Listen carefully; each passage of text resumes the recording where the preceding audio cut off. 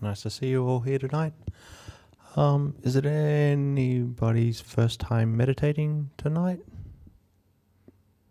You're all well accustomed to this? That's good. That's good. Okay. So with that, if we're all well accustomed, we, as following Langdon's outline, we'll start the meditation now.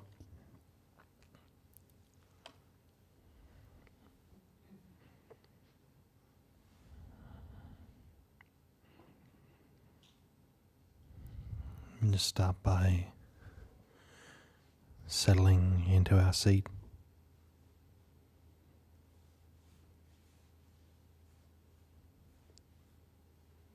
Just noticing the weight of our body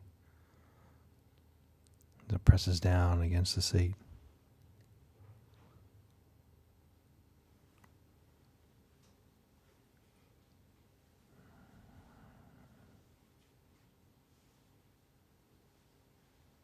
Take a moment to scan through your body and look through your body. Notice how the spine is sitting. It should be reasonably erect and lifted slightly, but not overly rigid.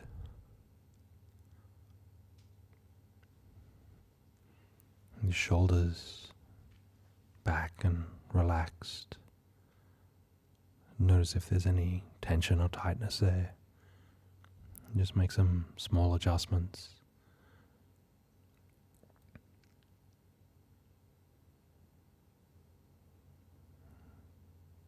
And also with our neck and our head in alignment with our spine. The head slightly being pulled up.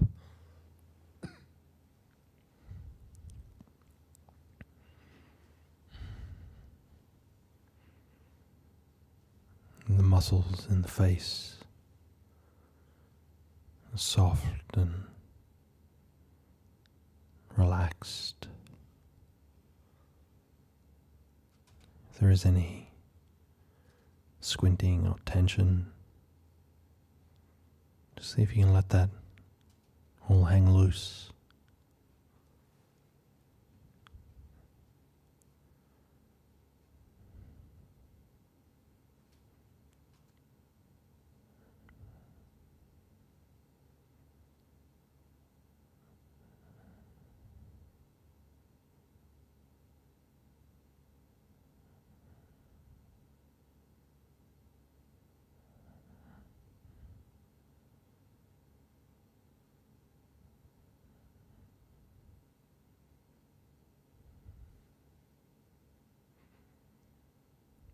Just take a moment or two to scan your attention around your body.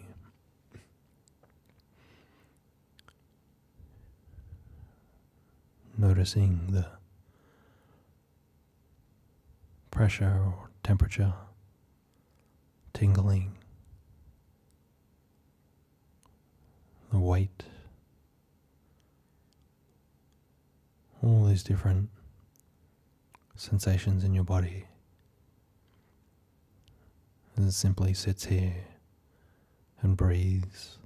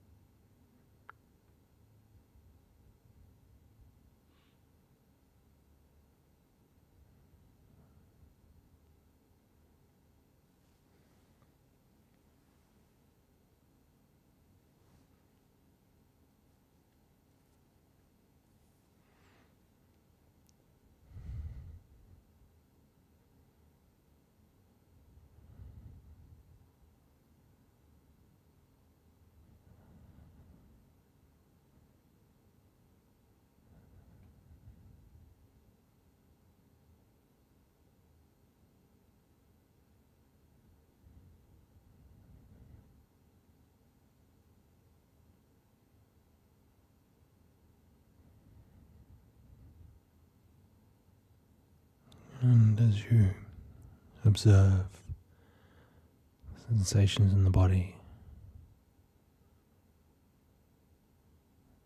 see if you can also notice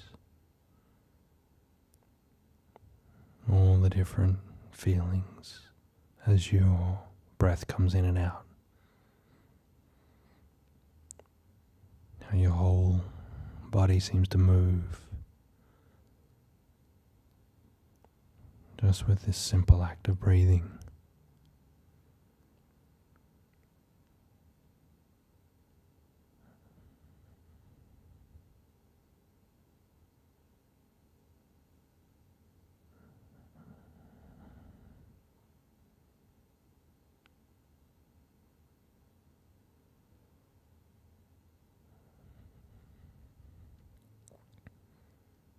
In some way, like blowing a breath into a balloon and it expands.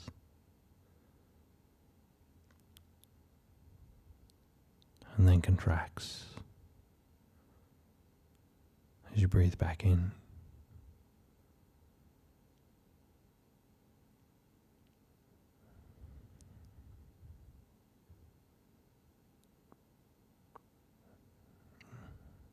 See if you can notice this whole body breathing.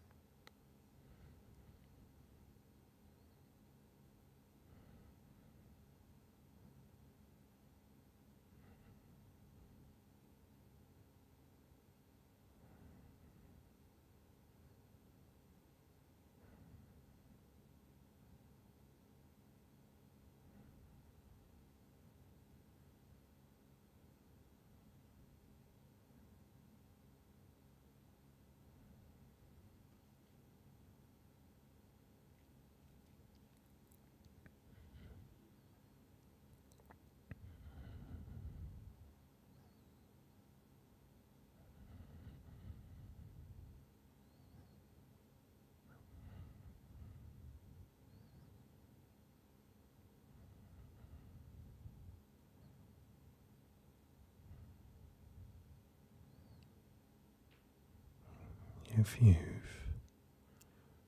drifted off in any way, and to re-establish your mindfulness again anew. Start again.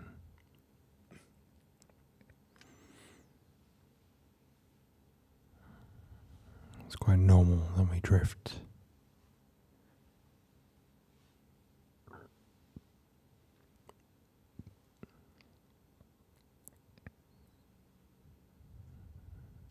That we slip into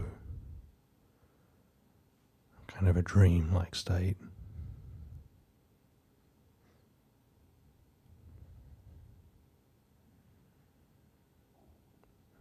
And we wake up from that. We're a different person.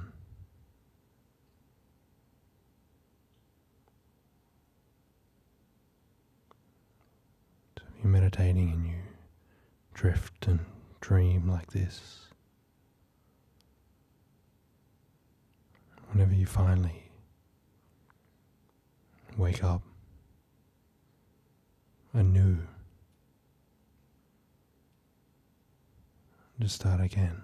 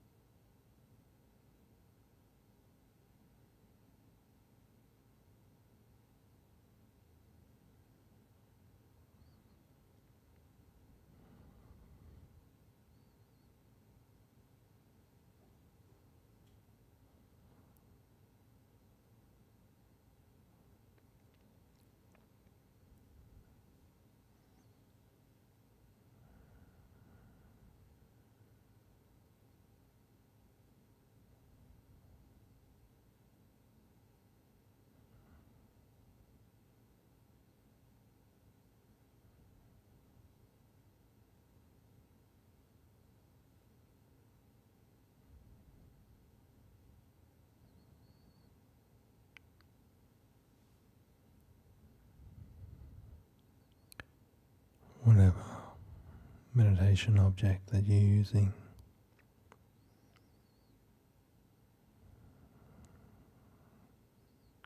Just see if you can let your awareness sink into it even further.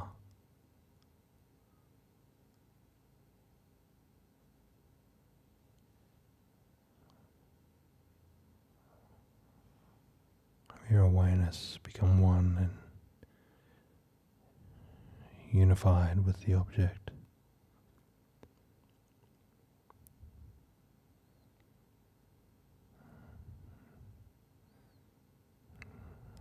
All other things fall away.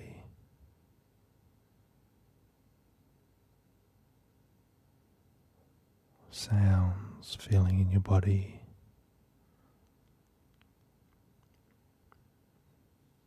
even thoughts,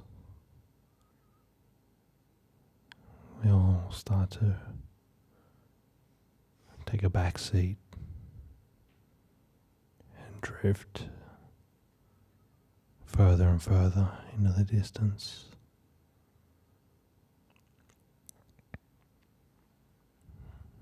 The more you can sink in to your meditation object.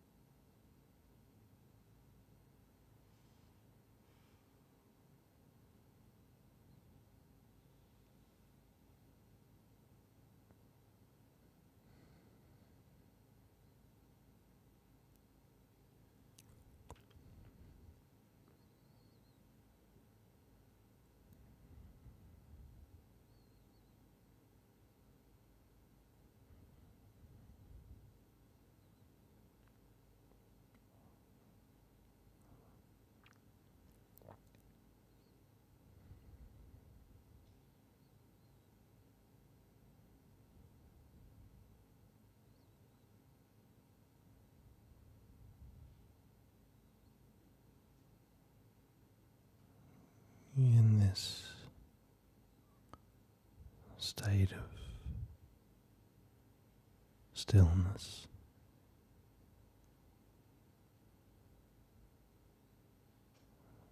See if you can notice any of these slight occurrences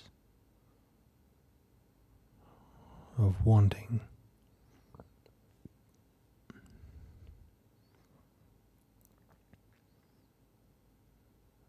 These thoughts that arise and formulate.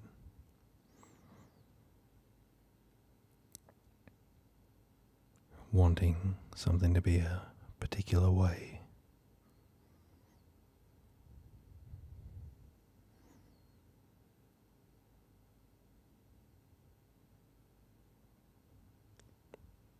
Or trying to push something else away.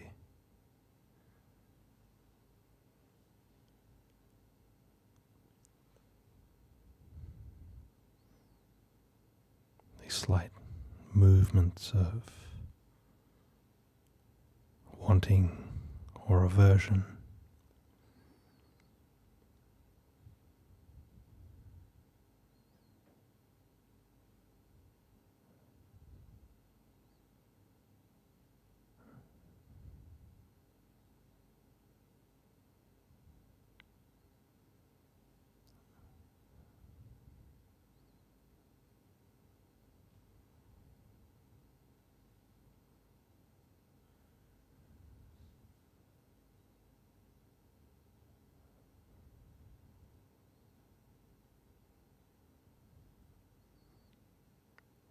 And what happens to this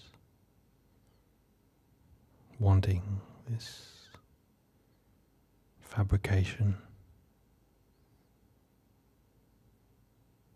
when you become aware of it?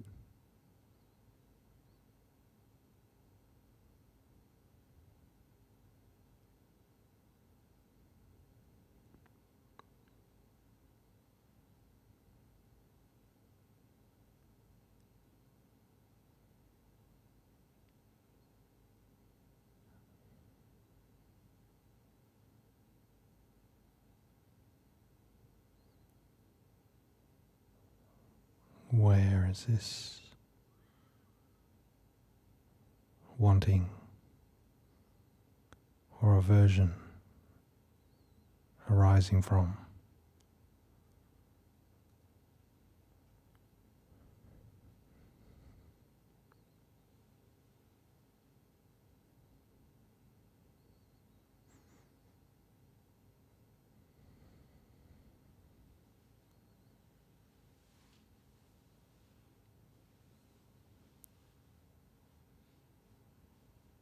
And who does it serve?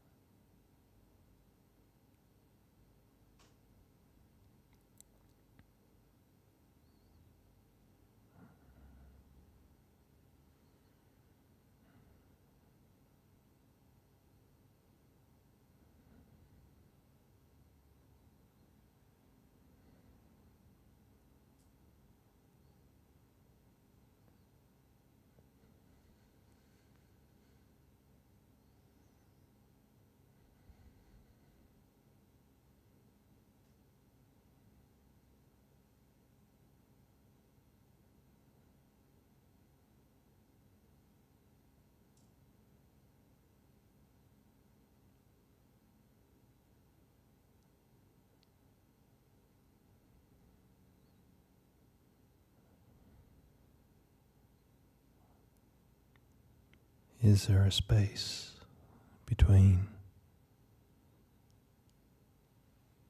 wanting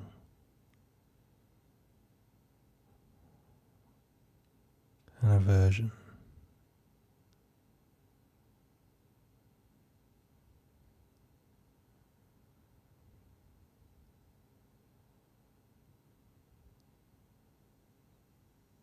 between trying to pull something in or push something away.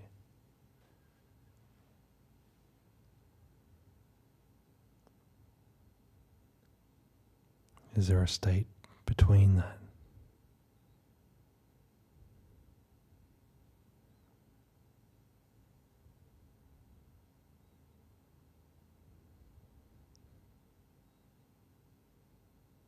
Or underneath that?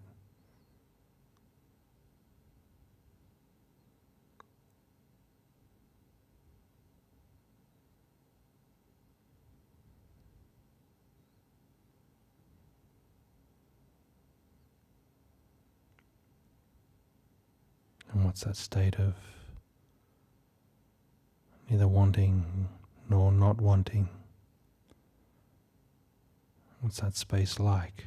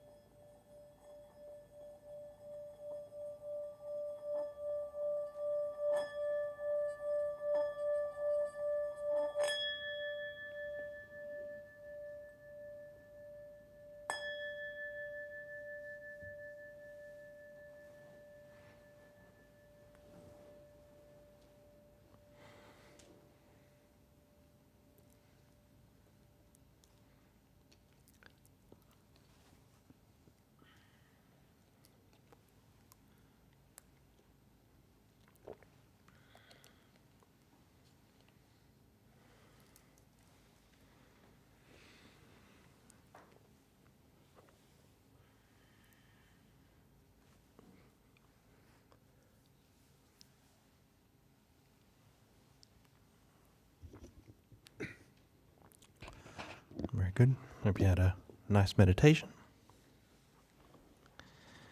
It's a nice quiet evening here.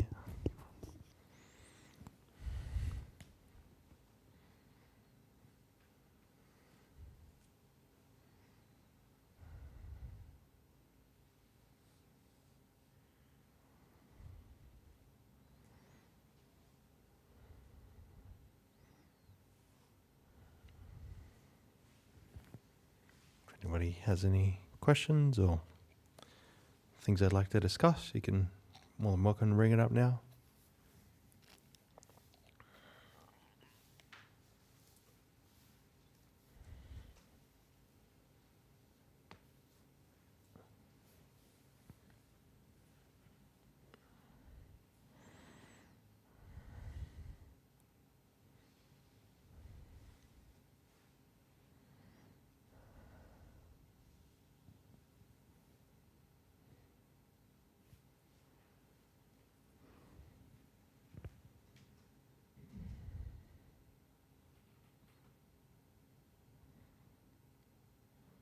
Anything online to get the party started? There is an online question. Thank you, Ajahn. When we do loving kindness meditation for ourselves and we seek to be kind to our past and present selves, isn't that contradictory to the idea of non-self? Yeah, really good question. Technically, it's contradictory to this idea of a continuous agent across time, but the idea behind. So for anybody that just to clarify for anybody that doesn't know, last week on the Friday nights we did kindness towards yourself, and some people find this sort of difficult to do. They think of themselves now and they think, oh, well, I'm not that great of a person, or it's very hard to be kind to yourself in the present. So one technique to get around that a little bit, you think of yourself when you were younger, or you maybe even think of yourself when you were a small child, and we see that this child is about to go through many different things in their lives. They have everything ahead of them, but you really want the best for that child. Or that instantiation of yourself when you were a teenager or 5 years ago. And so sometimes for some people it's a little bit easier to show kindness for themselves in somewhat of a third person perspective. So it's just a technique that you use. Now, we're back to the question of, well, isn't that contradictory to not self? Obviously it is. The self that was you when you were a small infant or when you were a teenager, that's gone now. It's gone now. So there's nothing really to direct that towards. But if we remember that these things, that they're just techniques for you to actually build that emotive state within the mind. It's simply just a technique to build kindness within the mind in the present moment, and to develop kindness and acceptance towards whatever instantiation of this psychophysical phenomena that you find yourself inhibiting right now. It's just a way to modulate that to some extent. So it's sort of in a way contradictory to not self, but contradictory might be, contradictory is a fine word for it, but you can think of other ways where other examples where it's like, well, we can look back with gratitude to somebody in our lives, for somebody that did something for us in the past. Now, if we really take the version of no self seriously, there's no me here now, there's no me in the past, there's no this other person in the past. The action that this person did is been gone. And so, well, we could sort of argue as well, or we could think that, gratitude's useless. It's absolutely useless then. But again, this is about bringing about these kinds of wholesome states of mind in the present, in order to uplift the mind in some kind of way, as to clarify the mind further going forward. So what we're doing while we're doing this is bringing these mind states up now, so it becomes the cause for further letting go in the future, because the mind has been buoyed. So it's, if we look at this from a purely pragmatic perspective, is obviously you're giving kindness to a memory and all these kinds of things. So that's obviously not self. But again, if we think of the objective of why we're doing it, is to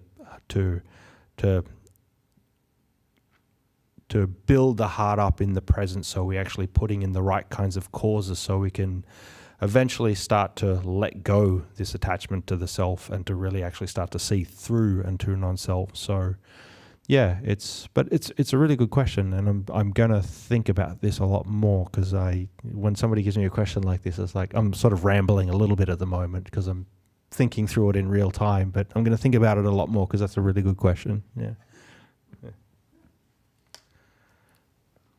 Are there any questions in the room?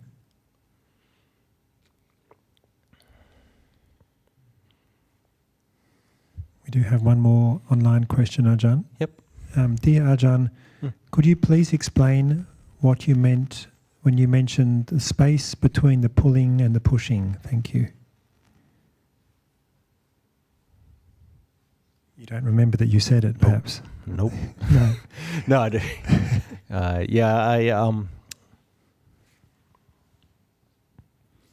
So the idea is something along the lines of, was when we're sitting meditating and the mind is really calm, we can start to see these slight movements of the mind, how the mind starts to move in different ways, and usually it moves in a way of like, I want something to happen, or I don't want this other thing to happen. So the mind's always sort of being sort of shifted, in Buddhist terminologies, we call this like tanha and dosa as well, like loba and dosa. So greed and hatred, or greed and aversion in some kind of way. So the mind's always shifting between this kind of desire and aversion.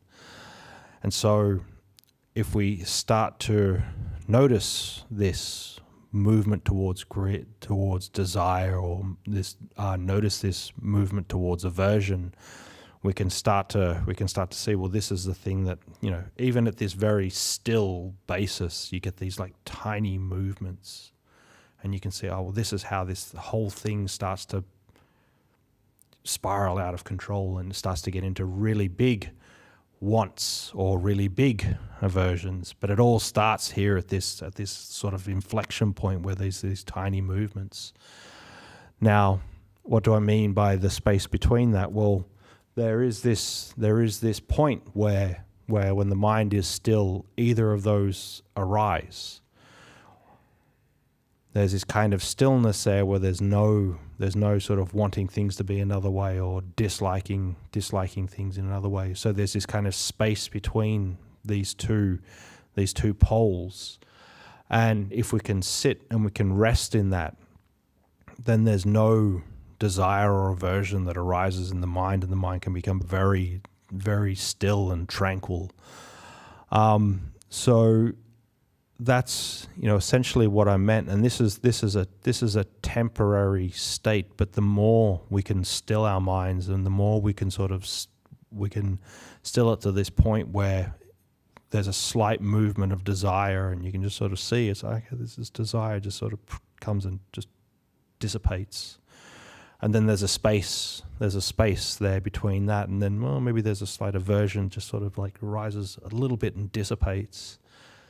That's when we can start to see is like there's this space between desire and aversion. And if we rest in this spot, then this is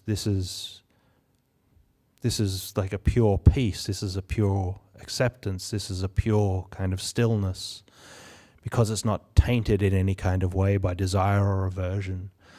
So if we do this more and more, and we can make this space broader and broader, then you're starting to feel like there's this kind of progression on the path. And if we can just sort of continue to do this and start to see, it's like, well, this is how, all the happiness and suffering and things I want, things I don't want, the big hates that I have, the big wants that I have, it all just sort of emanates out of here. But if I know that there's a place that's between that, there's a space that's still in between that, then I don't have to be pulled around by these things. So yeah, it's just this noticing that there is this space of freedom between desire and aversion. Glad I remembered that.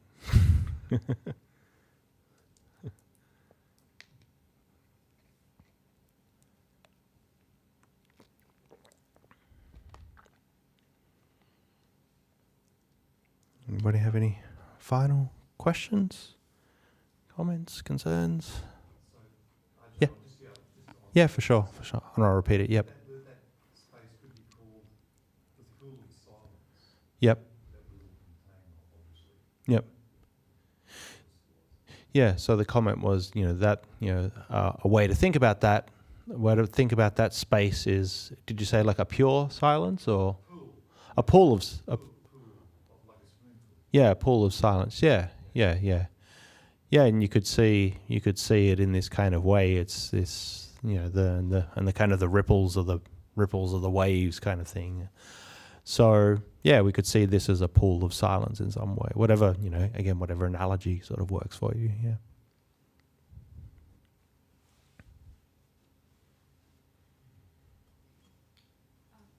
Yeah. Try to stay in that space between. If we want to stay in that space between the desire and aversion, is that to let go any of those thoughts? Yeah. So be able to attain stillness in the space. Yeah. Obviously, that's the goal. That's the goal, is to try to stay in that state. But it's also very hard to stay in that state. A lot of the times it is something, it's easier to stay in that state when the mind is very calm, when you're sitting meditation and you're really just watching the machinations of the mind. It's harder to do that, obviously, when you're like crossing the road and there's cars zooming past you and all these kinds of things. But yeah, this is the kind of state of equanimity that we're trying, in some kind of way, we're trying to develop. We're not trying to get, where we're attempting to move towards this space where we're not getting pulled around by our likes and our dislikes. So how do we stay in that state longer? Well, we just have to keep practicing. We have to the more we practice, it's not, and just to clarify, it's not, the whole thing isn't just this kind of, I just observe and then there's liking or disliking and I stay in this state of equanimity and then I move closer and closer towards enlightenment. We still have to try to, in some way, look at the causes of our desire and aversion as well. These kind of ripples, they have a root cause, and if we're not dealing with the root cause, they're still going to come up, even though we might still them for a period of time. So we also have to be not only resting in this space, but as we rest in this space and we start to see them appearing, the desire and the aversion appearing, we also have to see, it's like, well, what's the thing that's causing that as well? Where's that emanating from? Is it this kind of this kind of sense of me here at the center of experience that wants this thing to be this different way or wants it to be another way? So there's always like a deeper a deeper layer to go towards, to peel back of like, well, what is the thing that's causing this desire and aversion? So resting in that space it's good, but it's not enough. You know, we still have to delve deeper into the desire or the aversion as well once we're in that kind of state of stillness, and once the mind starts to move a little bit. So does that answer the question, or was that yes, okay. Yeah, thank you.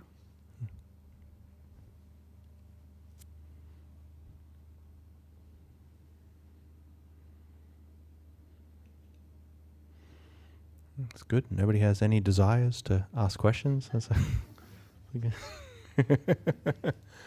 You're in this like quantumous state where it's like, I don't need to ask questions. It's good.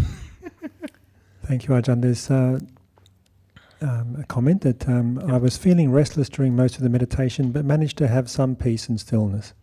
Nice. And another very quick question: is Ajahn planning to start any sutta study sessions? I'm not planning to. No. Just the quick answer to that is no. There's plenty of people that are a lot more qualified than me to actually do that are around. Ajahn Brahmali does a lot of these things, so Ajahn Brahmali's things are fantastic. So, but yeah, unfortunately, no, I'm not really planning to do anything. I have a lot of other things on my plate at the moment, so that's just another thing on my plate at another point in time, maybe. Thank you, Ajahn. I think we're all done. Okay, with that, we'll call it a night then. Thanks for everybody for coming. Get a bit of an early mark tonight. Hopefully you go in stillness, go in equanimity. If somebody cuts you off tonight, just, I can see the anger arising. Or you might be wanting, really want dinner now. You're okay to follow those things. So, okay, all the best, everyone.